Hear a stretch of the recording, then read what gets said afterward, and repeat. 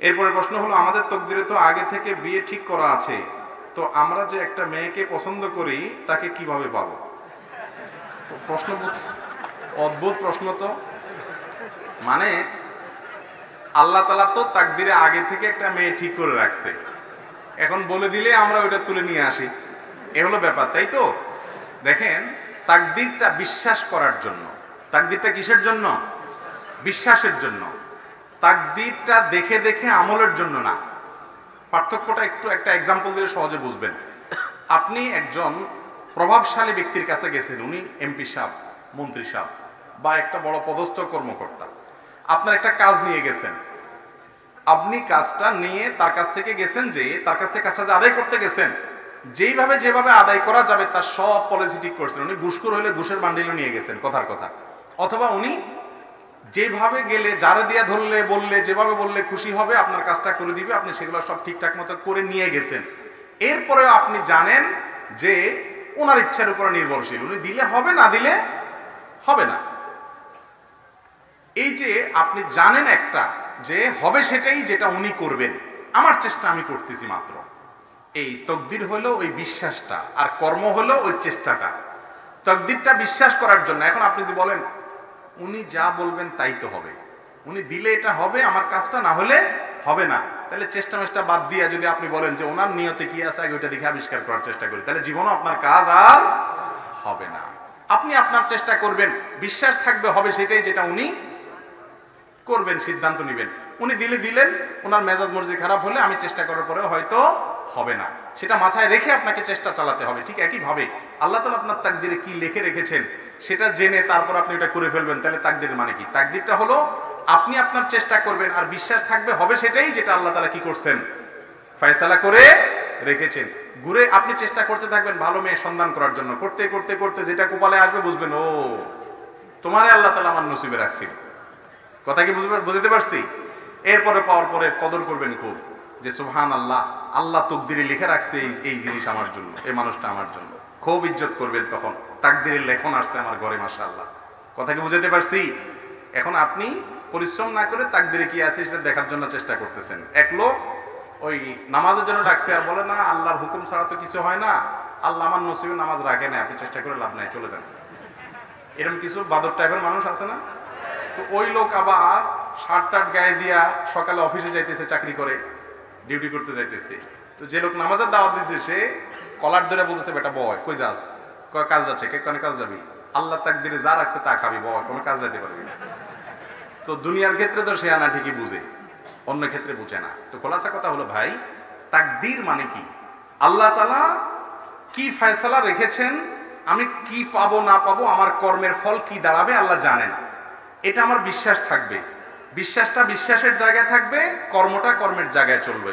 কর্মটাকে বিশ্বাসের সাথে রিলেট করে, বিশ্বাসের উপর নির্ভরে কর্মটাকে থামিয়ে দেওয়া বা কর্মটাকে নির্ধারণ করার নির্দেশ আমাদেরকে করা হয় না। নবী করিম সাল্লাল্লাহু আলাইহি ওয়াসাল্লাম বলেছেন, আমালু, তোমরা তোমাদের কাজ করতে থাকো, যেটা নসিবে লেখা আছে কাজ করতে করতে তুমি সেই জায়গাতেই যাবা।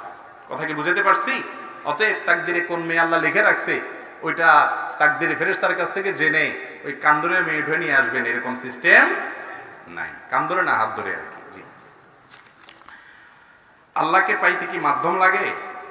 আল্লাহ তাআলা কোরআনে কারীমে একটা আয়াতে বলেছেন, ওয়াবতাগু ইলাইহিল ওয়াসিলা, তোমরা আল্লাহর কাছে যেতে ওসিলা তালাশ করো। এটা তরজমা আমাদের অনেক হুজুররা করেন যে আল্লাহ বলছেন আল্লাহর কাছে যদি উসিলা লাগবে, তাহলে এবার কি লাগবে? একজন মাধ্যম লাগবে। এই মাধ্যমরে ধরলে তিনি একেবারে আল্লাহর কাছে আমাদের পৌঁছায় দিবেন, অর্থাৎ দালাল লাগবে, মাধ্যম লাগবে না ভাই। এই আয়াত বাংলা উসিলা আর আরবি আল্লাহর আয়াতের উসিলার অর্থ এক না।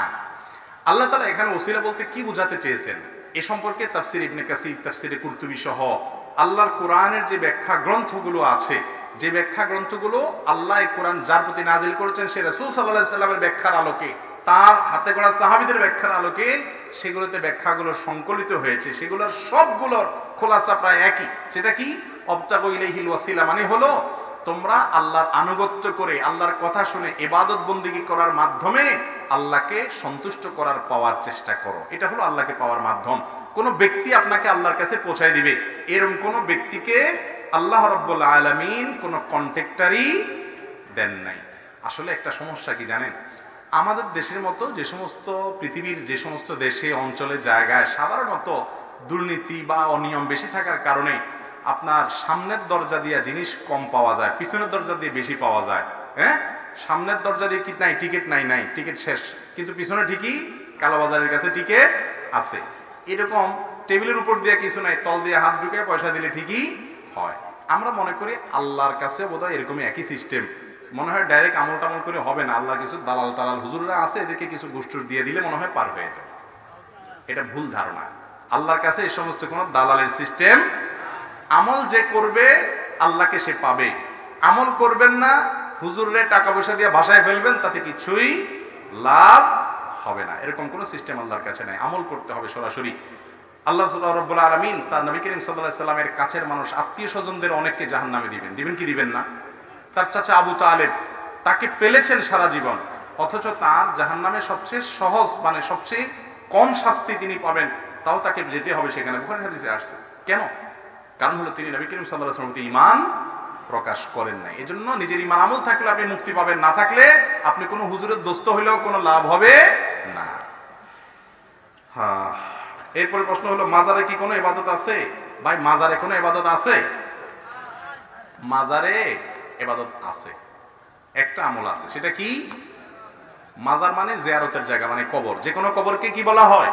মাজার, মানে জিয়ারত করার জায়গা। কবরস্থানে গেলে একটা আমল আছে, এটা হলো কবর জিয়ারত। সে আমলটা কি ভাই? কবর জিয়ারত। সালামুন আলাইকুম দারা কওমিন মুমিনিন ওয়া ইন্না ইনশাআল্লাহু বিকুম লাহিকুন, নাসাল্লাহু লানা ওয়া লাকুমুল আফিয়া। হে ঈমানদার বাসিন্দা যারা এই কবরে শুয়ে আছো, তোমাদের প্রতি শান্তি বর্ষিত হোক। আমরা তোমাদের পেছনে আসতেছি, আমরাও এই জায়গায় আসবো, তোমরা আগে গেছো, আমরা পরে আসবো। আল্লাহর কাছে তোমাদের সুখ শান্তি প্রশান্তি আখিরাতের জীবনে এটা দোয়া করি, কামনা করি। বাস এই দোয়া পেশ করবেন, এটাই হলো কবরে যাওয়ার আমল।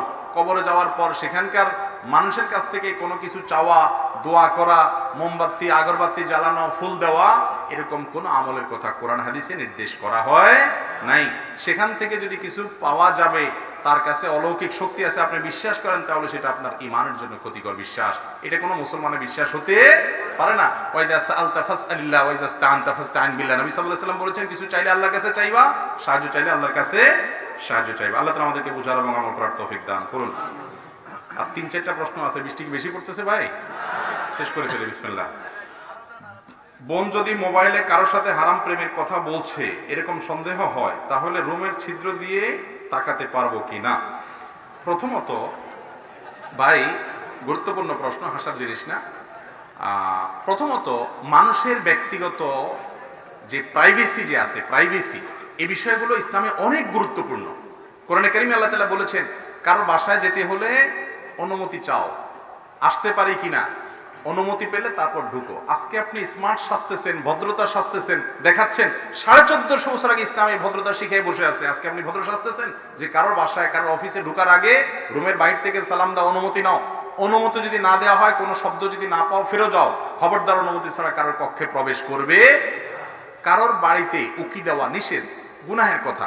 নবী করিম সাল্লাল্লাহু আলাইহি ওয়াসাল্লাম বলেছেন, কেউ যদি কারোর বাড়িতে উকি মারে, তাহলে সেই ক্ষেত্রে তার চোখ তুলে ফেলার মতো অপরাধ সে করবে। চোখ তুলে ফেলতে নবী সাল্লাল্লাহু আলাইহি ওয়াসাল্লাম বলেন নাই, মানে খুব জঘন্য অপরাধ করলে এটা বুঝিয়েছেন তিনি। আমাদের দেশের স্কুলে, গ্রামাঞ্চলে আমরা ছোটবেলায় দেখতাম, কোনো বাড়িতে হয়তো স্বামী স্ত্রী ঝগড়া লাগছে, তো পাশের বাড়ির মহিলা, ওই বিশেষ করে যখন ইয়ের বেড়া ছিল, কি বলে, মুলিবাসে বেড়া ছিল, তখন আইসা ওখানে সিসি ক্যামেরা সেট করছে। ঠিক না বেঠিক? এমন ভাবে তাকায়, ওইটা মানে সিসি ক্যামেরা লাগাইছে আর কি। ঠিক না? এই কাজগুলো হারাম, গুনাহের কথা। তার বাসার ভিতরে তার ব্যক্তিগত জীবন যাপনের উপরে আপনি হস্তক্ষেপ করার অধিকার আপনার, এটা গুনাহের কথা, জায়েজ নাই ভাই। আমরা তো আজকাল এরকম অনেক জিনিস করছি। ফেসবুকে তো এই সমস্ত জিনিসগুলোর কোনো দোষ নাই। একটা গোপন ভিডিও পাইছেন, কারোর ছড়ায় বেড়াচ্ছেন, সে অন্যায় করছে, আল্লাহর কাছে সে শাস্তি পাবে, তার বিচার যেন হয় সেজন্য আপনি যথাযথভাবে ব্যবস্থা গ্রহণ করতে পারেন, বিচার মুখোমুখি করতে পারেন। কিন্তু সেটা নিয়ে মজা করতেছেন, সেটা নিয়ে আপনি এনজয় করতেছেন, মানুষকে দেখিয়ে বেড়াচ্ছেন, অশ্লীলতার বিস্তার করতেছেন। এগুলোকে আমরা দোষের কিছুও মনে করি না। ইমানদার প্রত্যেকটা কাজ করার আগে ভাববে যে আমার এটা কি নেকামলে পাল্লা উঠবে, নাকি আমার এই হাসি তামাশা আমার বদামলে পাল্লা উঠবে। আল্লাহ আমাদেরকে সেভাবে চলার তৌফিক দান করুন। এবার মূল প্রশ্নের উত্তরে আসি। আপনার বোন কোনো ছেলের সাথে হারাম সম্পর্কে জড়িয়ে গেছে, ভুল পথে যাচ্ছে, আপনার মনে হচ্ছে সে বিপদ ডেকে আনছে, তাহলে তাকে আপনি মনিটর করার অধিকার আছে। কারণ সেই মনিটরিংটা তার ভালোর জন্য, সেই মনিটরিংটা তার কল্যাণের জন্য। রোগীকে যেরকম ডাক্তার তার স্বার্থের জন্য, তার কল্যাণের জন্য কাটাছেঁড়া করতে পারে, একই কাজ অন্য আরেকজন করতে পারে না, কারণ অন্যজন করলে এটা সন্ত্রাস হয়, আর ডাক্তার করলে সেটা চিকিৎসা হয়। আপনার বোন সে বিপথে চলে যাচ্ছে, আপনার ছেলে বিপথে চলে যাচ্ছে, এখন তার গোপন বিষয়গুলো আপনি যদি মনিটর না করেন তাহলে সে সর্বনাশ ডেকে আনবে। তাহলে তার ভালোর জন্য ট্রিটমেন্টের অংশ হিসাবে আপনি তার ব্যক্তিগত বিষয়গুলোকে নিবিড়ভাবে পর্যবেক্ষণ করার অধিকার আছে। কিন্তু যদি সেরকম কোনো সম্ভাবনা না থাকে, অহেতুক আপনি তার পিছনে লাগালাই করেন, এরকম অনেকে আছে অভিভাবকরা, অযথাই তার পিছনে লাগালাই করতেছেন, অযথাই সন্দেহ করতেছেন, কোনো সন্দেহ করার কারণ নেই, তারপরেও সেটা কিন্তু রোগ, সেটা কিন্তু ভালো কাজ না। বিশেষ করে স্বামী স্ত্রীর ক্ষেত্রে এই সমস্যাটা অনেক বেশি হয়। স্বামী যখন স্ত্রী মোবাইল ঘাটাঘাটি করে মনে করে আল্লাহ জানে কার সাথে চ্যাট করতেছে, আবার যখন স্বামী ঘাটাঘাটি করতেছে বউয়ের চিন্তা করে আল্লাহ জানে কার সাথে জানে চ্যাট করতেছে। এই অযথা সংশয় সন্দেহের কারণে দেখা যায় পাসওয়ার্ড নেওয়ার উদ্ধার করার চেষ্টা করে, ঘুমায় গেলে আপনার পাসওয়ার্ড উদ্ধার করার চেষ্টা করে। এই জিনিসগুলো কখনো ভালো জিনিস না, পারস্পরিক বিশ্বাস রাখতে হবে। হ্যাঁ, একান্ত যদি প্রমাণ পেয়ে যান, আপনার কাছে জোরালো সম্ভাবনা তৈরি হয়, বিভিন্ন করিনা আলামত পেয়ে যান, তাহলে এবার মনিটরিং করতে পারেন। তার কল্যাণের আশায় স্পাইগিরি করার উদ্দেশ্যে করা যাবে না।